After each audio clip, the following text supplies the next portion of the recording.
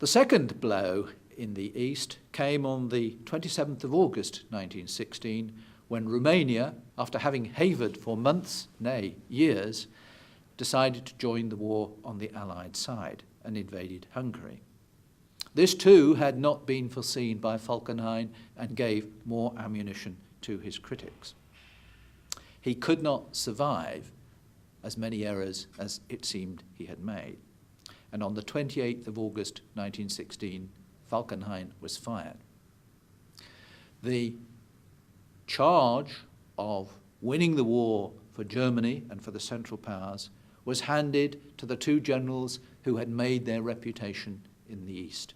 Hindenburg became chief of the German General Staff and Ludendorff became first Quartermaster General. These two were to run the war for the Central Powers until the final collapse in 1918.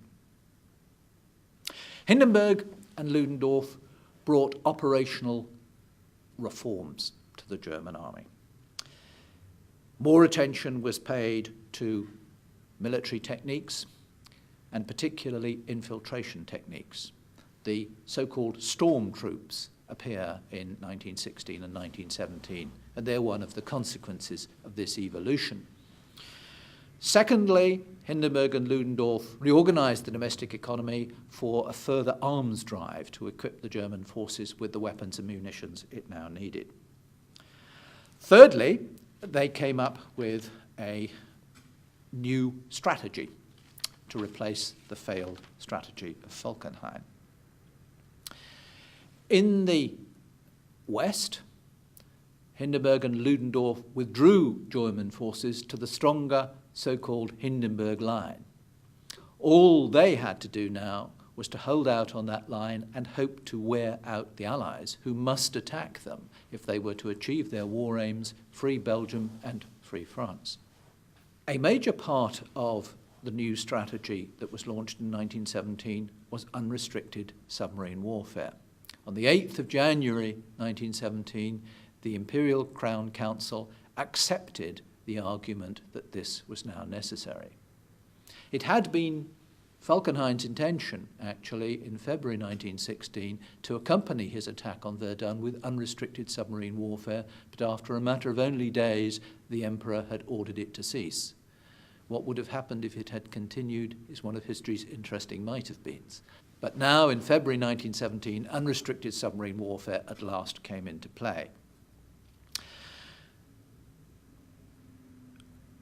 1917 appeared, in many senses, to be Germany's and the Central Powers' most successful year. The first Russian Revolution broke out in February 1917. And although Russia had not yet collapsed, she was clearly a weakening power. German forces were able to win a striking victory against the Russian armies at the Battle of Riga on the 1st of September 1917, using some of the new techniques that were being developed, particularly very brief lightning artillery bombardments and rapid attacks by well-prepared troops. Of course, the October Revolution would then lead to the gradual disintegration of Russia, which finally, in March 1918, after a brief 3 or 4 days of campaigning by the Germans, was forced to sign the Peace of Brest-Litovsk. So over 1917, then, one of Germany's enemies first failed and then fell. In October 1917, with German assistance, the Austro-Hungarians launched an attack on the Italian forces at Caporetto. They almost smashed the Italian army, which was forced to withdraw to the line of the Piave River just above Venice and accepted gratefully the assistance of the Allies. The Italians did not quite collapse, but they came close to doing so.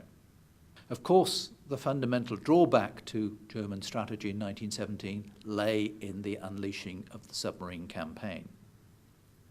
Its problems were twofold. First, and most obviously, it brought the United States into the war in April 1917. Secondly, and perhaps less obviously, even when it was unleashed, the Germans did not have enough submarines to carry it out properly.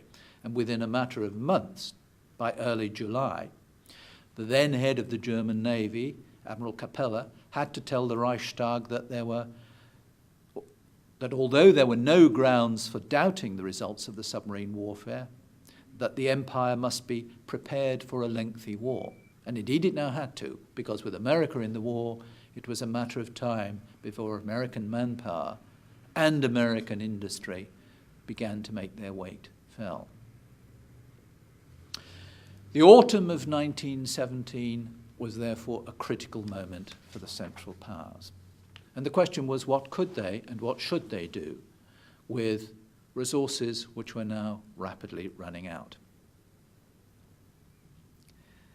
There was enough left for one final offensive, and Hindenburg and Ludendorff gathered their resources. Speaking to his commanders in December 1917, Hindenburg explained it thus: "The whole offensive action must not consist of one single great attack in one sector. The whole action must rather be composed of several attacks, having the strongest reciprocal effect in various sectors, with the object of shaking the whole English front." The object then was strategic, but not political.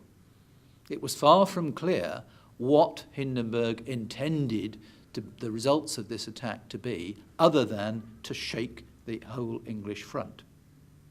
One of his commanders, Crown Prince Ruprecht, put this in a nutshell, and it's a quotation that historians come back to time and time again to demonstrate the poverty of German strategic thinking. Ruprecht said, "We make a whole, and the rest will take care of itself." And with that hope in mind, on the 21st of March 1918, the Germans launched the first stage of their four-part Michael offensive. Operation Michael itself began on the 21st of March and ended on the 5th of April. The British lost 178,000 casualties, the French 160,000, the Germans 239,000. Early in April, the second of these series of offensives, Operation Georgette, took place. Then on the 27th of May, the third, Operation Blücher, and finally on the 9th of June, the fourth, Operation Gneisenau.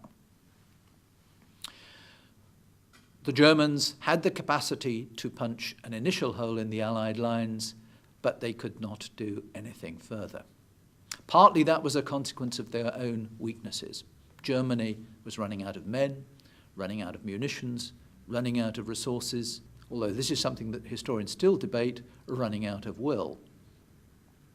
On the other hand, the Allies, after the experiences of 1916 and 1917, had finally coordinated themselves and had agreed to put their forces under the command of a single figure in March 1918, Marshal Foch. Foch was able to direct the Allied resources against each of these successive punches that the Germans were aiming at the Allied lines. A combination then of what we can ultimately call greater power and strength, and certainly much greater military and political coordination, allowed the Allied powers first to weather and then to overcome the last thrust that Hindenburg and Ludendorff were able to make. At the beginning of August, the Germans were forced on the back foot, and between August and the 11th of November, in what was the bloodiest year of fighting in the First World War as far as British and Commonwealth forces were concerned, the Germans were driven successively back towards their border. By the middle of September, the props were falling away from underneath Hindenburg and Ludendorff. On the 15th of September, at last, the Austrians indicated that they could fight no longer and sent a peace note to the Allies. A little over a week later came the news that Bulgaria, a German ally in the east, was herself seeking an armistice. On the 1st of October, Ludendorff told his senior staff, unavoidable and final defeat was close at hand. In these last days and weeks of the war, the Germans had a new strategy. What they now sought to do was to secure an armistice which might perhaps last across the winter and spring of 1918-1919, after which, or at least this is what the firebrands thought, Germany could start the war again. Germany itself had not been invaded. This was something which would come to haunt the Allies in the last stages of the Second World War. On the 11th of November, Germany accepted an armistice. A political revolution had occurred inside the country. Kaiser Wilhelm had gone, along with Ludendorff and Hindenburg. In going, he turned to his senior commanders and uttered the deathless phrase, "The war has ended, not quite how we expected." The Allied blockade ensured that any vestiges of a hope that Germany could renew the war after the armistice was over came to naught. The war left its mark on the Allies. It also left its mark on the Germans. Most powerfully in the sense that the German army had not been defeated, and therefore the argument that Germany had collapsed because of failures and defeatism on the home front and behind the military lines. This was to come home to roost, viciously, one might say, in the closing days of 1945, when Germans, both military and civilians, were prepared to do as much as they could to avoid any such collapse again. It's a strange and rather macabre irony of history that the bodies that one sees in photographs hanging in German streets in April 1945, strung up by the SS and others, were bodies of men who were, in a sense, paying a price for what was thought to be the reason that Germany had lost the First World War.